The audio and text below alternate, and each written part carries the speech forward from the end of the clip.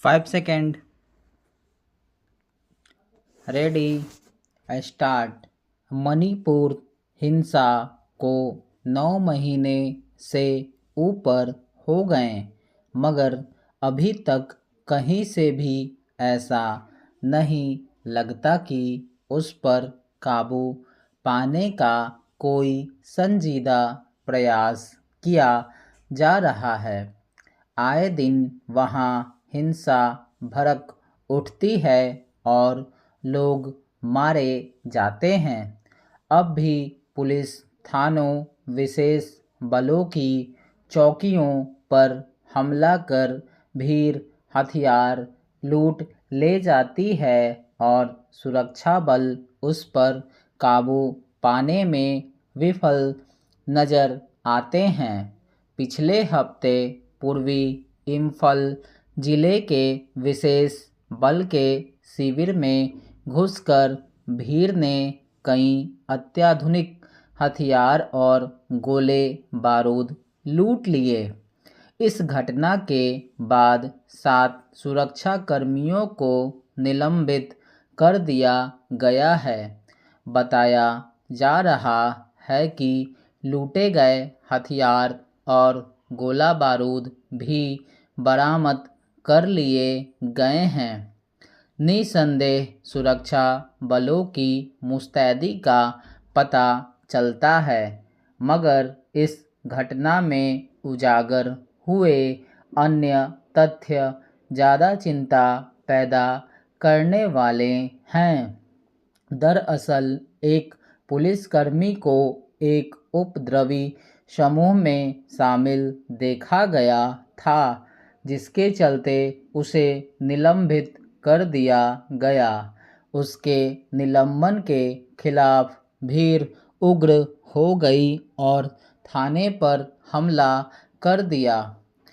वह उसका निलंबन वापस लेने की मांग कर रही थी।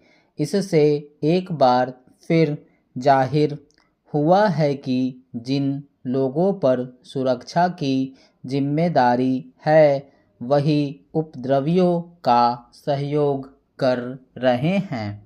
मणिपुर में इतने दिनों से चल रही हिंसा में अब वहाँ का समाज, यहाँ तक कि प्रशासन भी 2 हिस्सों में बंट चुका है। मैतेई इलाकों में कुकी सुरक्षा कर्मियों की तैनाती नहीं की जा सकती और न कुकी बहुल इलाकों में मैतेई सुरक्षा कर्मियों की। जब कुकी महिलाओं के साथ सामूहिक बलात्कार और उन्हें नंगा घुमाने का वीडियो सामने आया था, तब भी यह तथ्य उजागर हुआ था कि उन महिलाओं को सुरक्षा कर्मियों ने ही भीड़ के बीच ले जाकर छोड़ दिया था। सुरक्षा कर्मियों के भीतर से जब इस तरह किसी समूह की हिंसा को समर्थन मिलने लगे, तो वहाँ शांति प्रयासों को गति मिलना मुश्किल हो जाता है।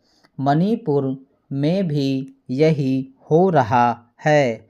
इस आशंका से इनकार नहीं किया जा सकता कि सुरक्षा बलों के शिविरों, शस्त्रागारों आदि पर हमला बोलकर हथियार लूटने की घटनाओं के पीछे ऐसे ही समर्थक सिपाहियों, अधिकारियों की सह रही हो। मणिपुर में हिंसा भड़कने के बाद ईद तक हथियार लूटने की अनेक घटनाएं हो चुकी हैं और उनमें बड़े पैमाने पर हथियार लूटे जा चुके हैं।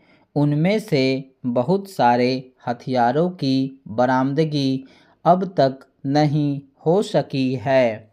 जाहिर है उनका उपयोग हिंसा में हो रहा है। वहाँ हिंसा रोकने के लिए सर्वोच्च न्यायालय ने एक विशेषाधिकार समिति गठित की थी।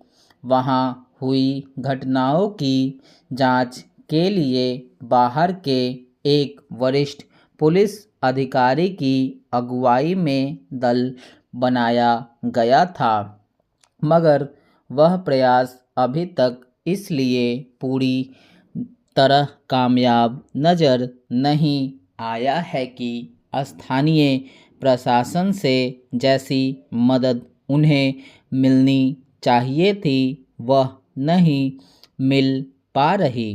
मणिपुर हिंसा के पीछे राजनीतिक मकसद साफ है।